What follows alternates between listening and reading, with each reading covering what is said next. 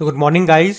तो चलिए स्टार्ट करते हैं आज के यानी कि 31 अगस्त के इंपॉर्टेंट करंट अफेयर्स को। देखिए हमारा पहला प्रश्न क्या है।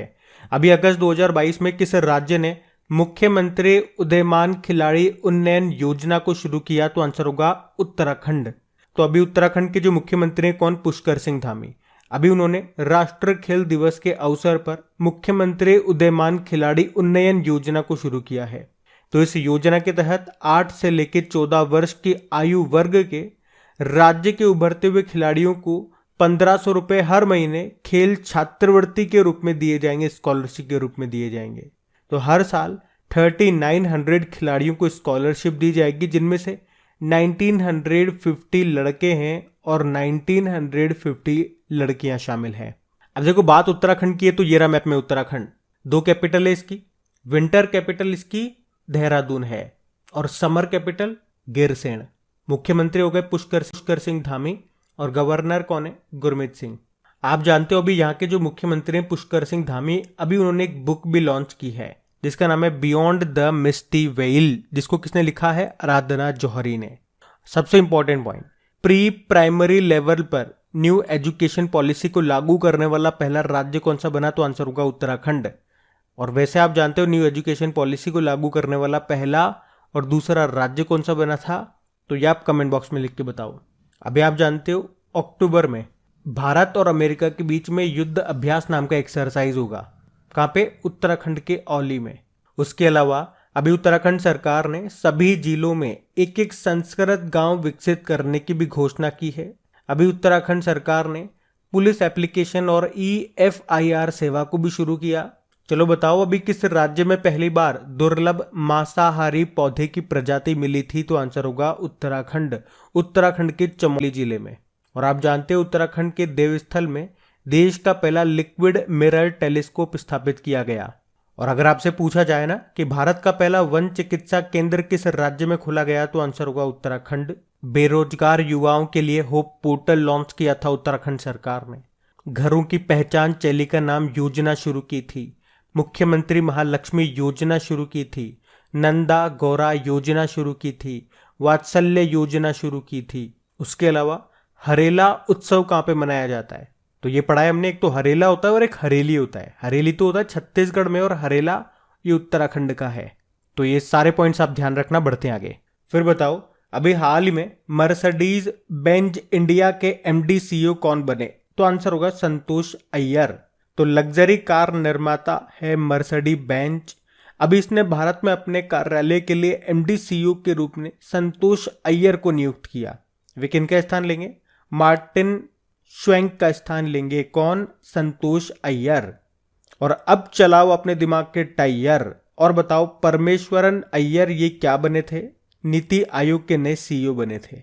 कमेंट बॉक्स में ये भी लिख के बताओ कि नीति आयोग के भी नए उपाध्यक्ष ये कब बने। बाकी आप जानते हो भी DRDO के नए चेयरमैन बन गए समीर V कामत।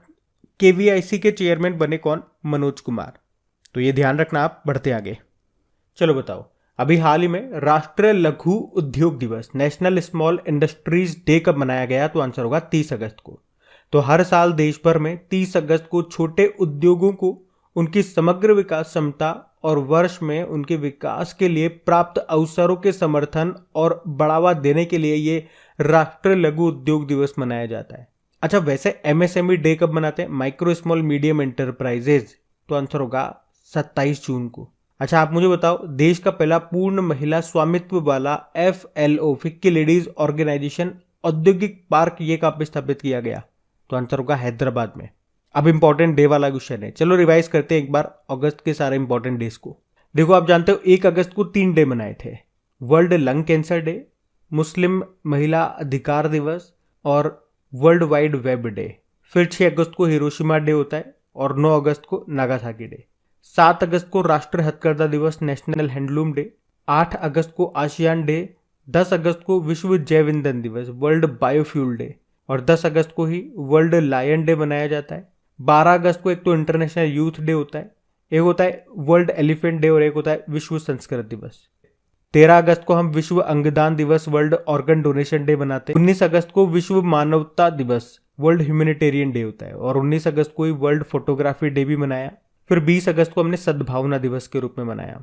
आप जानते हो 20 अगस्त को ही वर्ल्ड मॉस्किटो डे और रिन्यूएबल एनर्जी डे अक्षय ऊर्जा दिवस भी होता है। 21 अगस्त विश्व वरिष्ठ नागरिक दिवस मनाया। 26 अगस्त महिला समानता दिवस मनाया और 29 अगस्त को राष्ट्रीय खेल दिवस मनाया। तो अगस्त के ये कुछ इंपॉर्टेंट डेज हैं, ये आपको याद होने चाहिए। हम बढ़ते आगे। चलो बताओ, अगस्त 2022 में मिस दिवा यूनिवर्स 2022 का खिताब किसने जीता? दिविता रॉय ने। तो कर्नाटक की दिविता रॉय ने मिस दिवा यूनिवर्स 2022 का खिताब जीता है। आप जानते हो कर्नाटक की ही थी सिनी शेट्टी, जिन्होंने फेमिना मिस इंडिया 2022 का खिताब जीता था। और खुशी Patel miss India world wide 2022 का खिताब जीता। हरनाथ सिंधु आप सभी जानते हो 70वें मिस यूनिवर्स 2021 बनी थी ये। तो मिस वर्ल्ड 2021 अगर आपसे पूछे तो कैरोलिना ब्लावंस्का आंसर कर देना, ये पोलैंड की है। और अगर आपसे पूछे कि मिस इंडिया यूएस का खिताब किसने जीता, तो भारतीय मूल की आर्या वॉलवेकर ने जीता है। तो ये कुछ नाम है जो आपकी चर्चा में थे, इनको याद रखना। बढ़ते आगे। अच्छा फिर बताओ, अभी अगस्त 2022 में किसने BWF बैडमिंटन वर्ल्ड फेडरेशन विश्व चैंपियनशिप 2022 में पुरुष एकल मेन सिंगल का टाइटल जीता? तो आंसर होगा विक्टर एक्सेलसेन ने। तो कहाँ के हैं ये डेनमार्क के बैडमिंटन प्लेयर हैं विक्टर एक्सेलसेन, जिन्होंने थाईलैंड के बैडमिंटन प्लेयर कुनलावुत विटेडसन को हरा करके BWF वर्ल्ड चैंपियनशिप 2022 में मेन सिंगल का टाइटल जीत लिया है। आप जानते हो अभी 2022 इंडोनेशिया मास्टर्स बैडमिंटन टूर्नामेंट में पुरुष एकल का खिताब जीता था विक्टर एक्सेलसेन ने, और वुमेन सिंगल टाइटल जीता था चेन यू फेई ने, ये चाइना की है। और 2022 मलेशिया ओपन बैडमिंटन टूर्नामेंट में भी पुरुष एकल का खिताब विक्टर एक्सेलसेन ने जीता, और वुमेन सिंगल ये जीता था इंतानोन, जो कि थाईलैंड की है। अभी सिंगापुर ओपन सुपर 500 सीरीज का खिताब किसने जीता? PV सिंधु ने। और बैडमिंटन की बात है तो 2 कप आपको याद रखने हैं, थॉमस कप और उबेर कप। थॉमस कप ये पुरुषों का बैडमिंटन टूर्नामेंट है जिसको पहली बार भारत ने जीता इंडोनेशिया को हरा करके। उबेर कप ये महिलाओं का बैडमिंटन टूर्नामेंट है जिसको जीता है साउथ कोरिया ने चाइना को हरा करके। अभी हमने पढ़ा था टोक्यो में चल रही वर्ल्ड बैडमिंटन चैंपियनशिप में पुरुष युगल प्रतियोगिता में पदक जीतने वाली पहली भारतीय जोड़ी बन गई है। किस किस की? तो आंसर होगा सात्विक साईराज रंकीरेड्डी और चिराग शेट्टी की। और अभी 4 भारतीय बैडमिंटन प्लेयर्स हैं जिनको मास्टर कार्ड का ब्रांड एम्बेसडर बनाया गया। कौन कौन है वो? लक्ष्य सेन, किदाम्बी श्रीकांत, सात्विक साईराज और चिराग शेट्टी। अच्छा बताओ, भारत की पहली पैरा बैडमिंटन अकादमी कहाँ पे खुली है? तो आंसर होगा लखनऊ में। एक तस्नीम मीर का नाम याद रखना, 2022 में दुनिया की नंबर 1 जूनियर बैडमिंटन प्लेयर बनी, ये गुजरात से हैं। और अगर आपसे पूछे कि बैडमिंटन वर्ल्ड फेडरेशन का हेडक्वार्टर कहाँ पर है? कुआलालंपुर मलेशिया में है। तो ये सारे पॉइंट्स ध्यान रखना। बढ़ते आगे। चलो फिर बताओ, अभी अगस्त 2022 में किस बैंक ने रुपे क्रेडिट कार्ड को लॉन्च किया? तो आंसर होगा ICICI बैंक। तो ICICI बैंक ने NPCI national payment corporation of India के साथ एक समझौता किया, जिसमें बैंक ने NPCI के साथ मिलकर रुपे क्रेडिट कार्ड को लॉन्च किया।